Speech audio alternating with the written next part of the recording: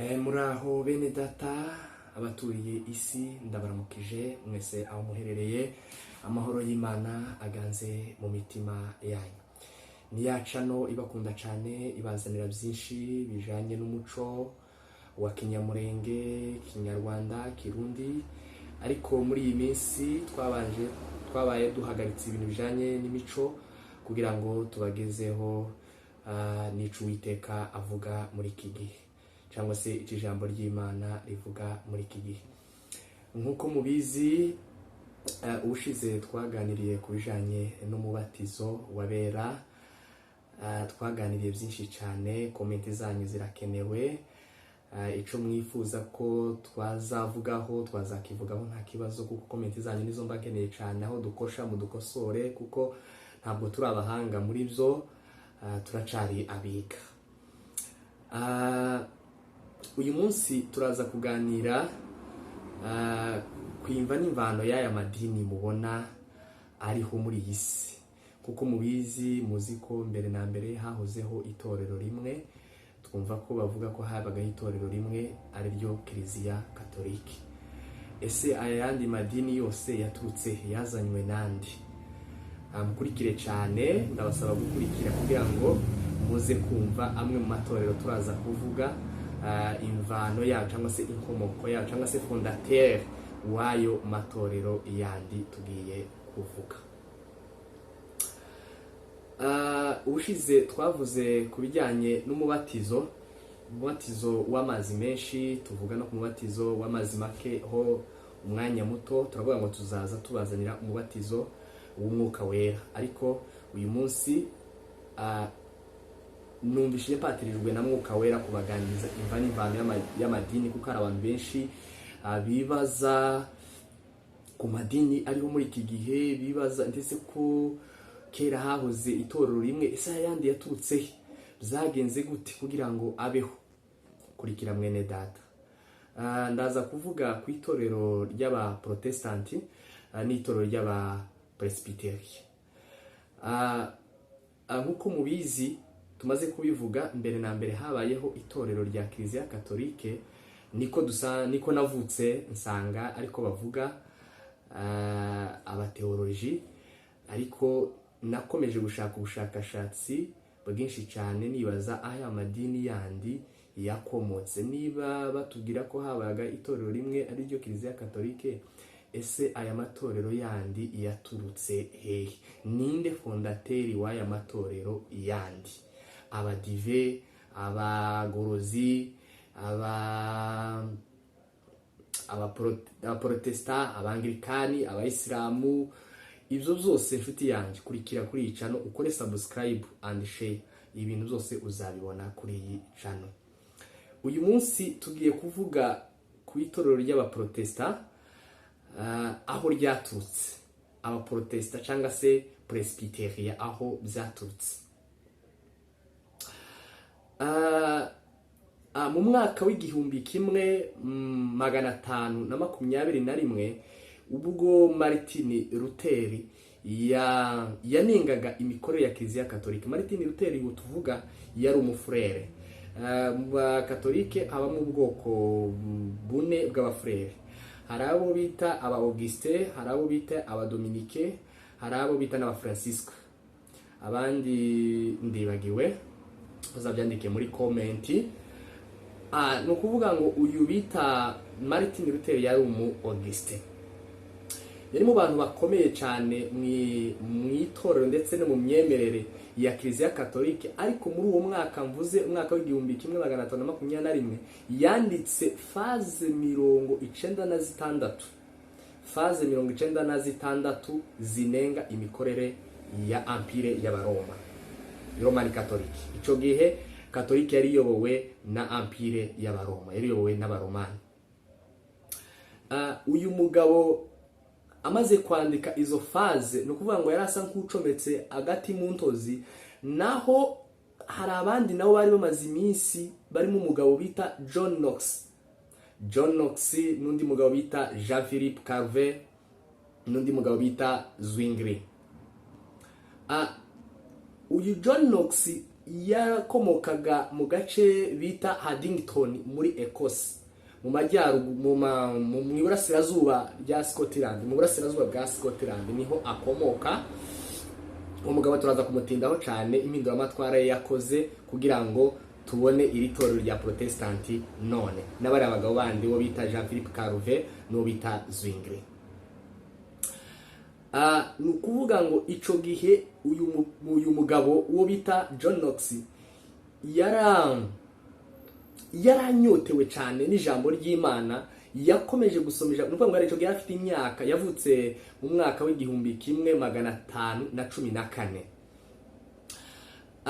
Ico gihe avuka ku babyeyi babiri. Umubyeyi umwe papa we yitwaga bamwitaga William Knox, akazi yakoraga yari umucuruzi. Mama we yitwaga Sinclair Knox. Mama we yaje gupfa ari umwana mutoya, ariko aba umwana mutoya ukurira muri kiliziya, yakuriye muri kiliziya katolike, akunda gusenga cyane. Yakundaga gusenga cyane ashaka kumenya Imana byimitse. Inshuti yanjye, ni wiyereka Imana izakwiyereka. Yashakaga kumenya Imana byimitse, noneho agasoma ijambo ry'Imana cyane, ariko mu gusoma ijambo ry'Imana akagira ikibazo cyo kubona Empire y'Abaroma uburyo yakoraga ibitandukanye n'ico Bibiliya ivuga. Bakoraga ibihabanye n'ijambo ry'Imana uko ryabivugaga. Noneho mu myaka ye 19 nibwo noneho nibwo Martin Luther yakozaga mu myaka ye 19 nibwo Martin Luther yari amaze gukoza ako gati mu ntozi ko kwandika izo phrase. Yakomeje kuzisoma cyane, arazisoma cyane, arasenga cyane, aribaza ntese niba Bibiliya ivuga gutyo, ese ibi bindi byo Kiliziya Katolika ikora byavuye he? Akomeza gusenga Imana cyane, asaba Imana kwimuhishurira, asaba Imana ihishurirwa. Uyu mugabo yaje kugira ihishurirwa rikomeye cyane, asobanukirwa ko Empire y'Abaroma ikora ibihabanye n'iki jambo ry'Imana rivuga. Noneho yaje kuja mu ivugabutumwa bwa mbere, aja aho bita St Andrew, niho yigiye amashuri makuru ya kaminuza St Andrew. Ageze St Andrew atangira kuvuga ubutumwa abifashijwemo n'umwarimu wamwigishaga bitaga John Major. Arabimufashamo cyane, aramubwira ati mwarimu, hari byinshi nahishuriwe, hari byinshi ngendeye ku byo Martin Luther yanditse, ndetse n'ibyo namenye cyangwa se nasomye, hari byinshi Imana yampishuriye. None turi mu buyobe. Icyo nshaka nuko abantu bagomba guhinduka bakava mu buyobe bwa Empire y'Abaroma.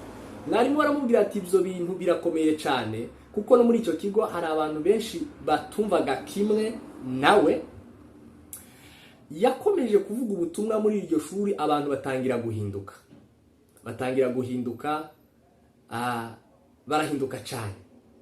Bamare guhinduka cyane, batangira gushora ikirego.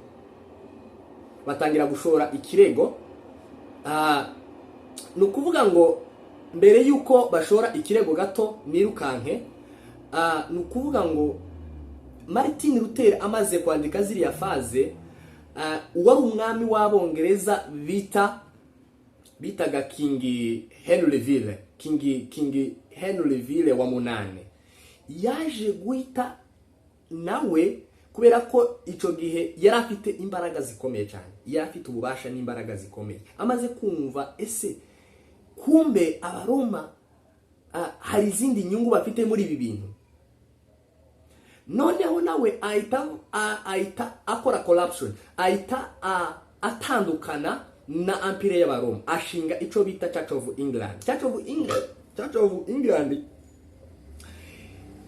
yahoze iri muri projet abamisiyoneri bazanye mu mwaka wa 597 after the death of Jesus. Bakomeza gutanga ubutumwa, ariko cyane cyane bakibanda ku myemerere ya Kiliziya Katolika. Noneho Abongereza batangira kugenda nabo bayita ko ari Church of England. ariko mu by'ukuri itarashirwa mu bikorwa. Abongereza batangira kugendera kuri ibyo abamisiyoneri bavugaga. Noneho mu mwuka wa reform wazanywe na Martin Luther, mu mwuka wazanwaga na Martin Luther, umwami King Henry wa munani yahise nawe mu mwaka w'igihumbi kimwe 334 yahise ashinga icyo bita Church of England, ariyo Anglikani mubona uyu munsi. Naho turaza kubigeraho tubabwire uburyo yaje kwitwa ko yari Church of England, uburyo yaje kwitwa Anglikani. Ahita ashinga Church of England, ariko mu by'ukuri itandukanyeho gatoya n'ibyo Kiliziya Katolike ivuga cyangwa se n'imyemerere y'aba Empire y'Abaroma. Ariko ni ukuvuga ngo yahinduye izina, ariko mu by'ukuri ibikorwa bikiri bya bindi. Noneho uyu John Knox akomeje kuvuga ubutumwa twirukanse muri kaminuza St Andrew, bakomeje kumurega cyane, bamurega kuri King Henry wa munani. Baravuga nese uyu mugabo cyangwa se uyu mupeti cyangwa se uyu mwana ibintu arimo arigisha urabivugaho iki?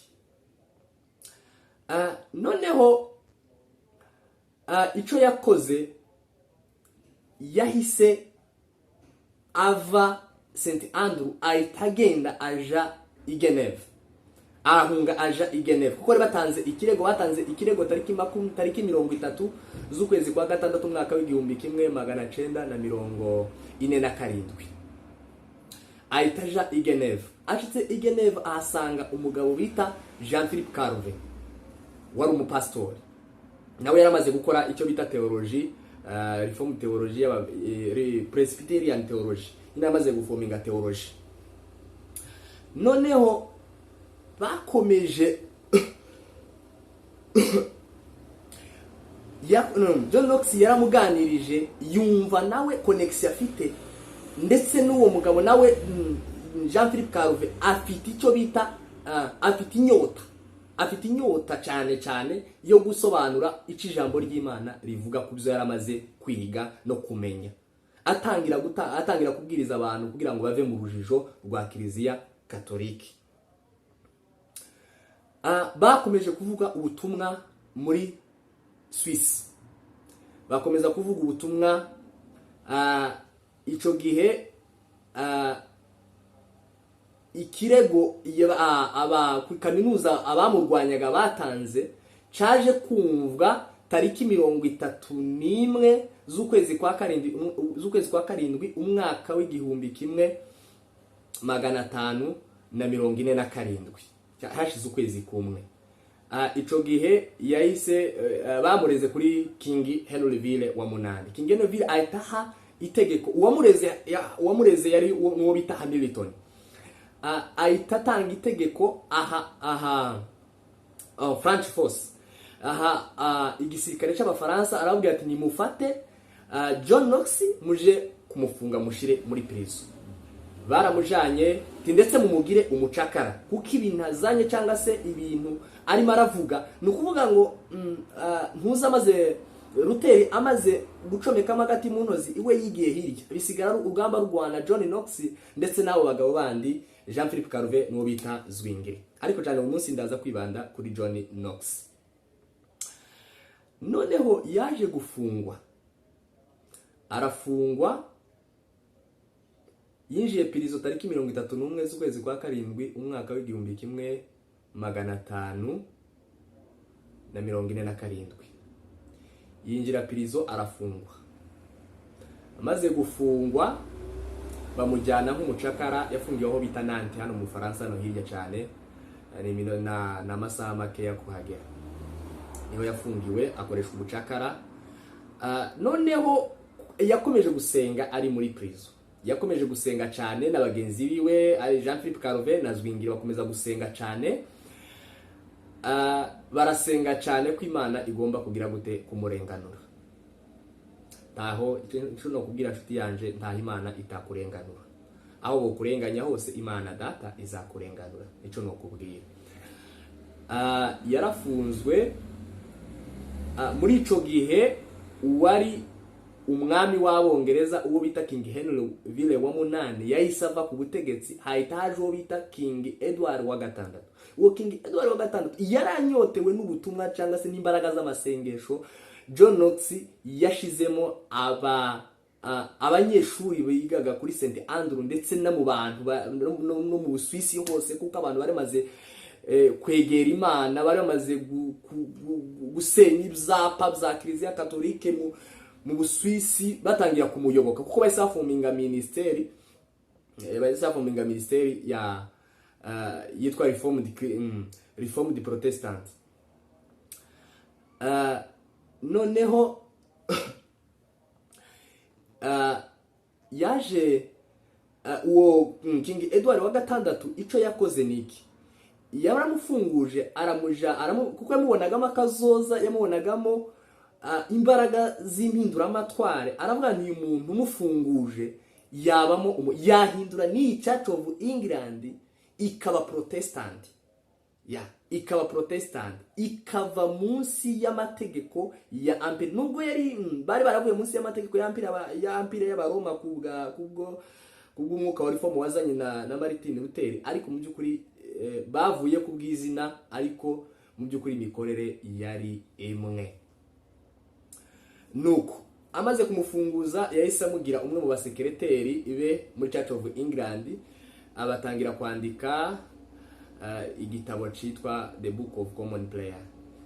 Baracandika, atangira kubwiriza cyane, atangira gufungura itorero ry'abapresbyteriye mu Busuwisi, bararifungura. Church of England itangira guhindura byinshi bijyanye n'amategeko ya Kiliziya Katolike bari barimo mu bubata, bari barimo batangira kubuvamo. Noneho mu mwaka w'igihumbi kimwe 555 icyo yakoze niki, King Edward amaze gupfa, nihuta yarapfuye, amaze gupfa ahita haje wita Queen Elizabeth. Ngo ndi kwihuta cyane kubera ko umwanya mfite ni mutoya. Ahita haje aho wita Queen Elizabeth. Queen Elizabeth ajeho, noneho ahita yongera gusubizaho nibyo King Edward wa gatandatu yari amaze kugeraho, abisubiza inyuma, bisubira kwa kundi n'ubundi, kuko yari afitanye collaboration cyangwa se yari afitanye umubano na Empire y'Abaroma. Noneho icyakurikiyeho niki, uyu mugabo bahise bamwirukana muri Church of England, ahitamo gukorana na Jean-Philippe Calvin, bakomeza gukora icyo bita ministère Reformed Ministry, Protestant Ministry. Bubaka itorero ry'abapresbyteriye mu gihugu cy'Ubusuwisi, bavuga ubutumwa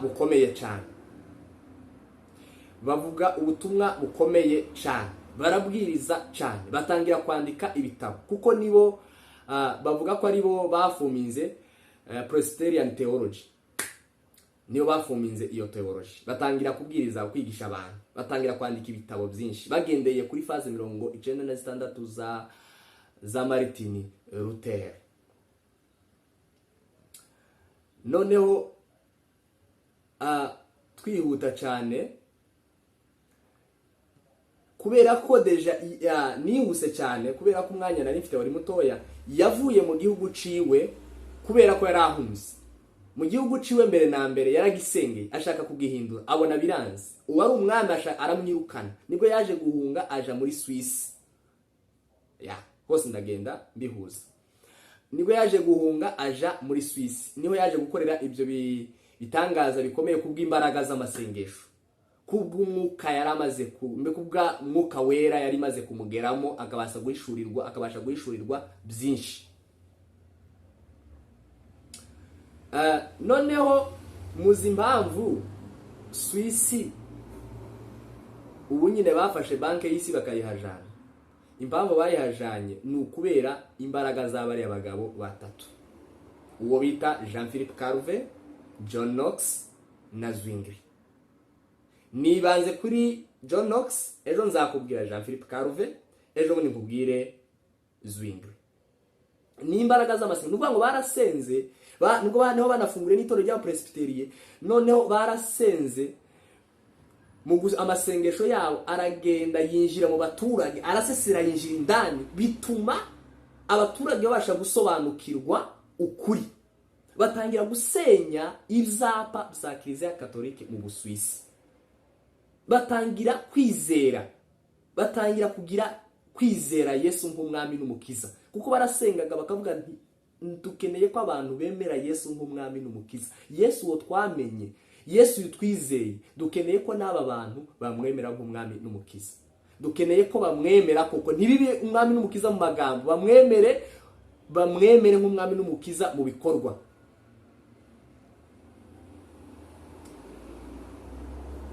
Batangira gusenya ibyapa bya Kiliziya Katolike, abaturage barabisenya cyane.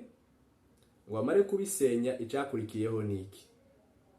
Abaturage, amagereza, abari mu magereza barahinduka kubw'ubutumwa, bumvishije ubwo butumwa barahinduka. Abari abajura barahinduka, abari ubwo abajura ibisambo barahinduka. Abantu barakizwa, bemera Imana koko, bemera Yesu nk'umwami n'umukiza, bemera Imana kwibaho, bemera Imana kuko deja bari barabashize n'ikintu cy'amategeko. Amategeko bari barabashizemo, ariko ntibabashiramo ico bita ubuntu bwa Yesu Kristo.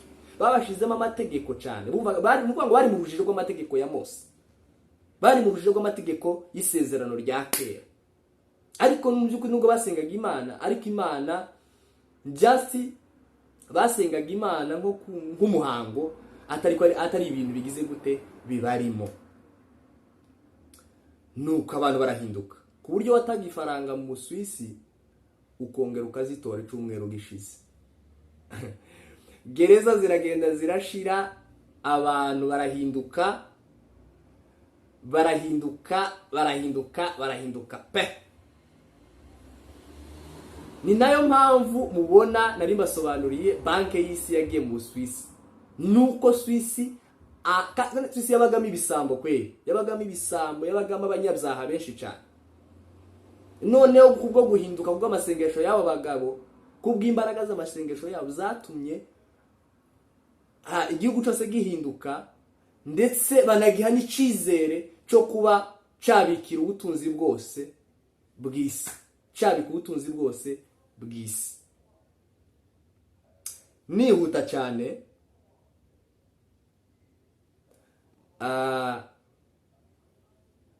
John Knox amaze kubona ko Suwisi bose abaturage bamaze guhinduka, yahisemo gusubira iwabo kavukire muri Ecosse, ariyo Scotland mu rurimi rw'icyongereza. Uwo ni mu mwaka w'igihumbi kimwe magana 560. Yahise asubira iwabo, ashitseyo ahita afungura The Church of Presbyterian cyangwa se Protestant. Bundi buryo ndaza kubabwira n'uburyo baje gutandukana aba Presbyterian n'aba Protestant, aba Presbyterian n'aba Protestant. Uburyo baje gutandukana byahindutse mu mwaka w'igihumbi kimwe magana 8 mu kinyejana cya 16, mwaka w'igihumbi kimwe magana 850, mwaka w'igihumbi kimwe magana 983. Ico gihe byahindutse. Noneho abafunguye itorero mu gihugu cye, asize Zwingli na Calvin bamaze gufatisha.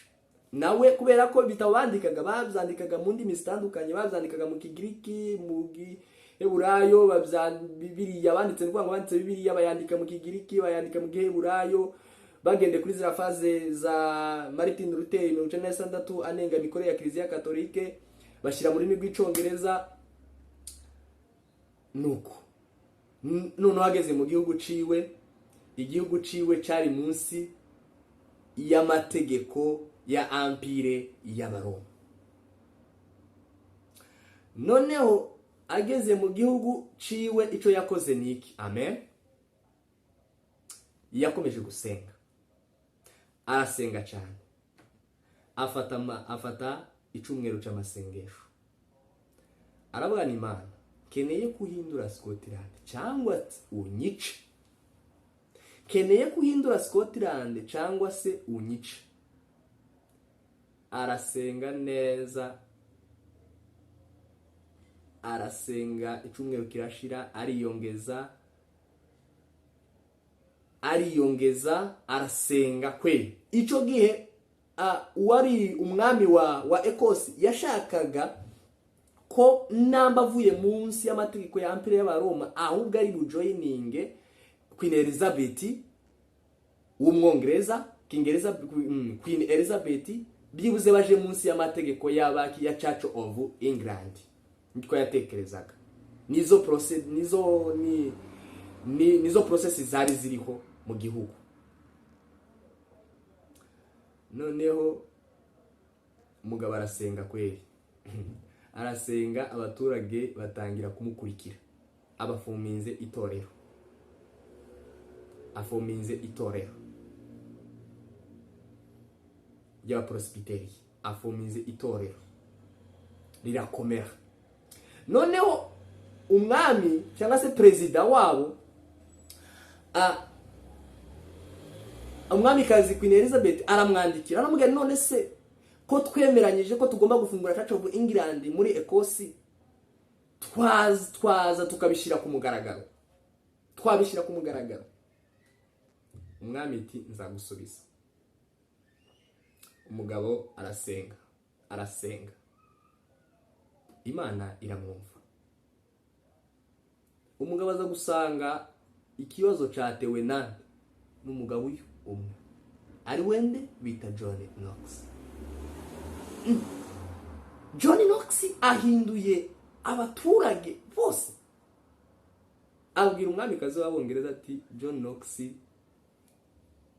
yamaze guhindura igihugu cyose, yarangiye. Abaturage bose ubu ngubu bamukurikiye, bizeye imyemerere ye cyangwa se bizeye iby'ababwira, bizeye ukuri kwe, bizeye ubutumwa bwiza abahereza.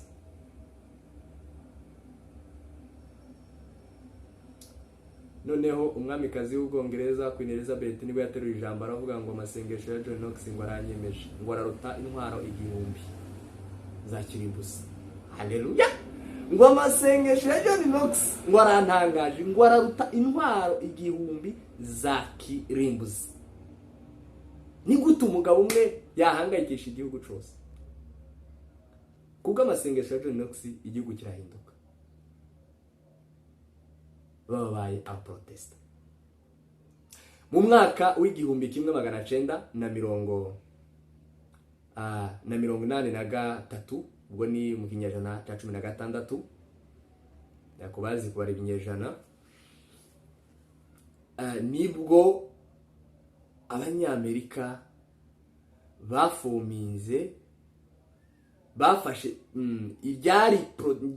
iryari bahise habaho gucikamo kwa Protestanti na Presbytery, itorero rya Presbytery. Bahita batanga uburyo bwa generation, kuko John Knox yavutse, batubwira ko yavutse mu mwaka w'igihumbi 1514, apfa mu mwaka w'igihumbi 1573. Ubwo yari afite imyaka 59 niba 58 ntibeshe.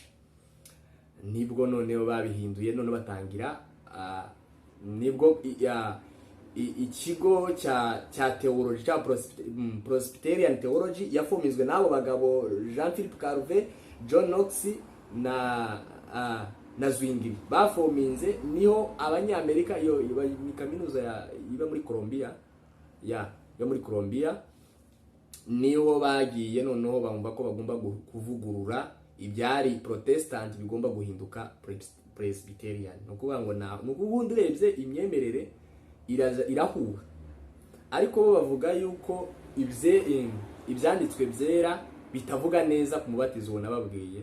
Bavuga ko ibyanditswe byera bidasobanura neza umubatizo uko ukwiriye.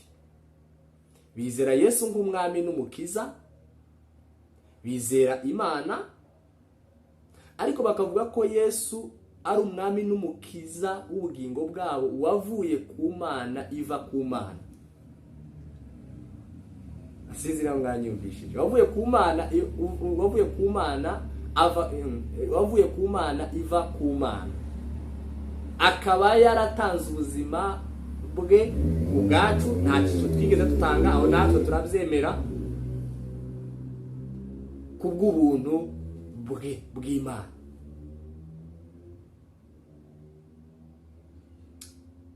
Mu by'ukuri bo bavuga ko ibyanditswe byera bitabivuga neza, ariko mu by'ukuri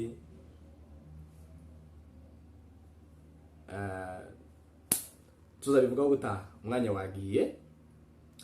Iyi Church of England ese yabaye Anglikani ryari?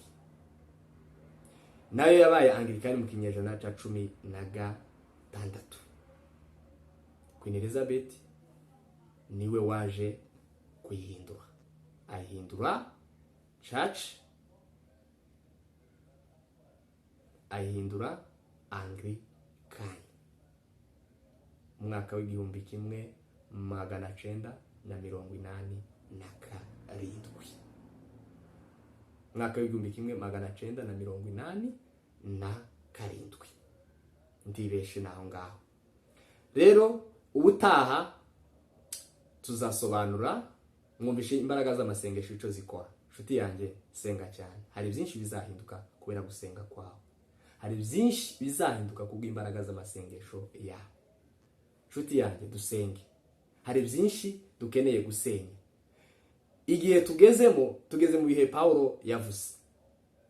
Muri kubona muri ibi bihe hari abahanuzi b'ibinyoma, hari biki. Rero nshuti yanjye, biradusaba gusenga cyane. Dufite byinshi twahindura, tumere nka John Knox, tumere nka Zwingli, tumere nka Jean-Philippe Calvin. Kubyo bakoze, baremeye baratotezwa. Simvuze ubuzima bwa Jean-Philippe Calvin, simvuze ubuzima bwa Zwingli, nzabuvugaho ubutaha. Navuze byinshi cyane, ariko nshuti yanjye, wumve, warakijijwe nkuko twabivuze, wemera Yesu nk'umwami n'umukiza, wemera Imana kwibaho. Rero niba warizeye Imana kwibaho, nshuti yanjye, korera Imana by'ukuri, uve mu byo urimo. Korera Imana by'ukuri, usenge cyane, hanyuma uzahindura byinshi. Uzahindura byinshi bizanze guhinduka. Ubutaha tuzaganira ese itorero rya Kiliziya ryaturutse he, itorero ry'Abadventiste ryaturutse he, itorero ry'Abayisilamu ryo ryaturutse he, nabyo tuzabivugaho. Murakoze cyane, Imana ibahe umugisha.